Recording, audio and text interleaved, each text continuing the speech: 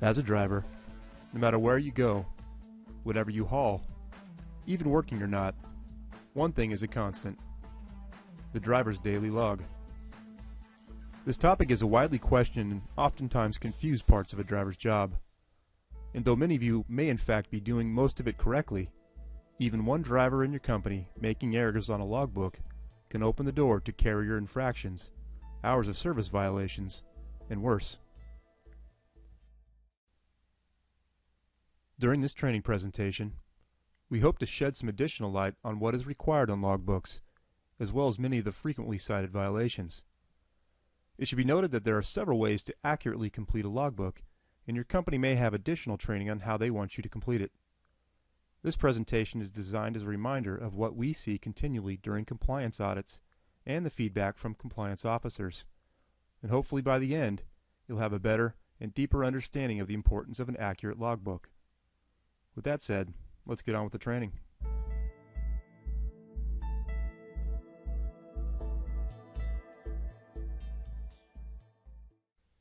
The regulations that will follow during this training can be found under the U.S. DOT's Federal Motor Carrier Safety Administration's Code of Federal Regulations 395.8, or Driver's Record of Duty Status.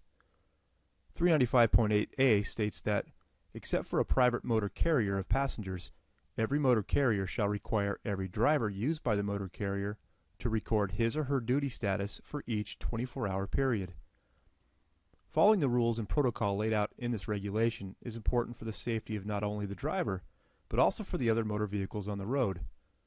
And unless your company is currently using an electronic onboard recorder, or you drive within 100-mile radius of your normal reporting location, or work less than 12 hours in a day, you'll be doing this by completing a driver's daily log. There are many different types of driver's logs, based on the type of carrier you work for, but the basic requirements for completing the log is the same. To be sure you're accurately completing this log, and to keep your company from potentially failing a compliance audit of these logs, let's start at the beginning, and go step by step through the process.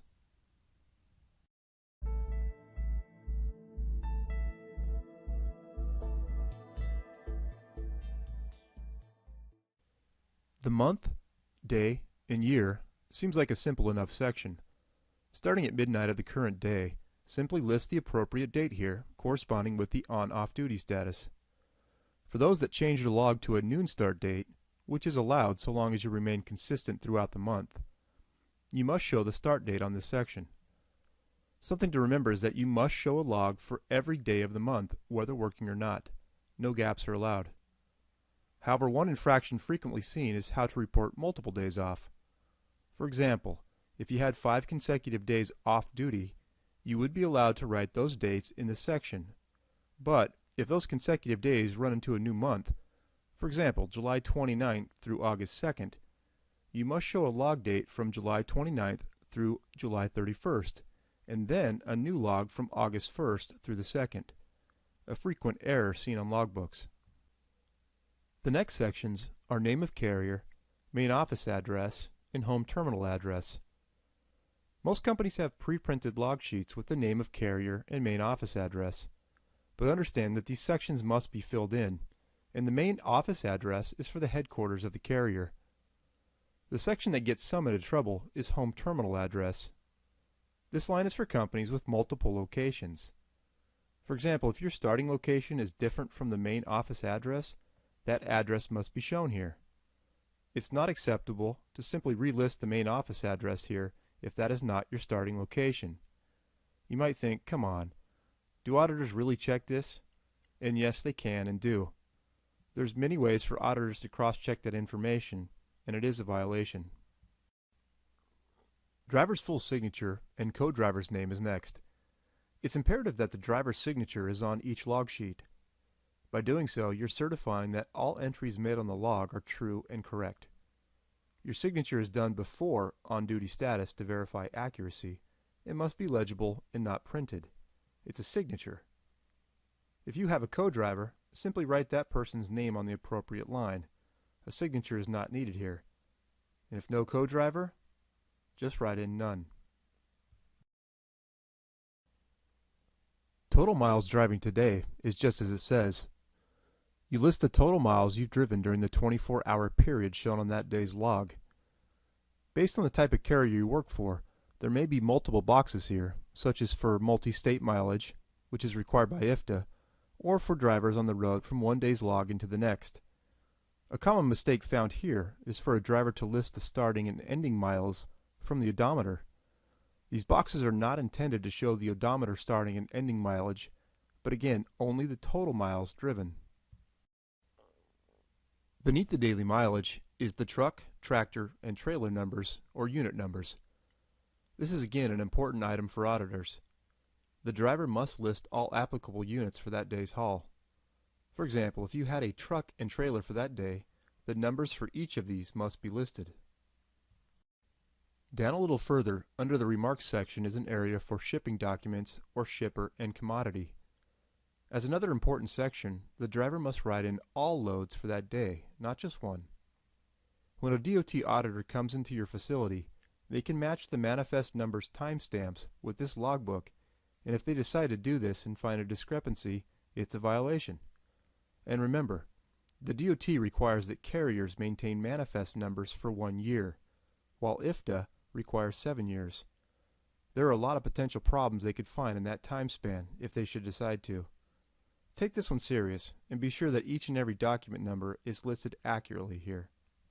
Now, to the most important and the most frequently mismanaged part of the logbook is the total hours section. In this section you'll find a 24-hour period, usually starting at midnight, although sometimes changed as we said before to noon.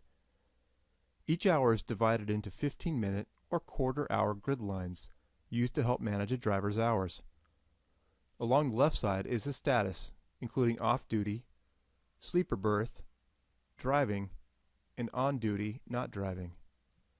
As you may already know, and for a quick summary, this section of the guidebook is how a driver monitors all activity within a 24-hour period, whether working or not, and is used to track hours of service, which we discuss in detail in another training. On the right side of this section are total hours, wherein you log the total time spent in each of these 4 duty status areas, and will always equal 24 hours. Otherwise, you've got yourself a calculation problem.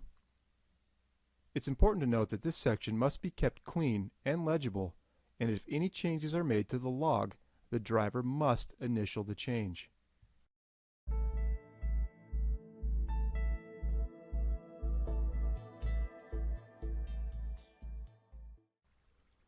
Let's now look at an accurate, however brief, example of this section.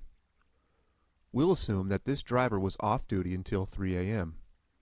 We draw a line across from midnight till 3 a.m. At this time, the driver goes on duty, not driving, at his home terminal in Martinez, California. We draw a straight line down to on duty, not driving, and in the remarks section, draw another line showing his starting location, which must be indicated clearly and show both the city and abbreviated state. The driver performs his pre-trip, which is usually indicated as a 15-minute inspection. The pre-trip must be labeled on the remarks section. At 3:30, the driver leaves for another location. We draw another line straight up to driving, and then indicate how long the driver was on the road. 45 minutes later, the driver arrives in San Rafael, California, where he will load. We draw a line down to on duty, not driving, which takes 30 minutes. Indicate in the remarks section the city and state, and that this is where he loaded. Remember that loading time is both waiting to load and actual loading time. After the 30 minutes for loading, the driver leaves for a delivery to Green Bay, California, which takes 45 minutes. Line up to driving, 45 minutes shown. Remarks of Green Bay, California. Finally, the driver takes 45 minutes to return to the yard.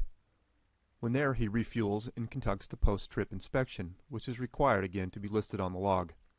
A short day in this example, but the driver is done and now off duty, and he makes the appropriate line on his log. Okay, our log is complete except for the last step.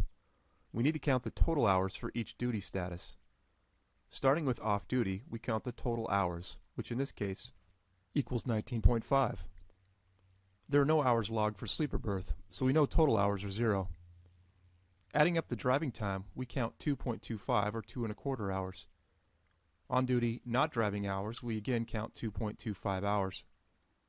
With the hours for all 4 duty status sections complete, we need to simply add those numbers together to be sure the total number equals 24. If not, we'll need to recount, as we would have obviously miscalculated somewhere. What we now have is an accurate logbook free from errors and potential infractions. But let's pause here for just a moment.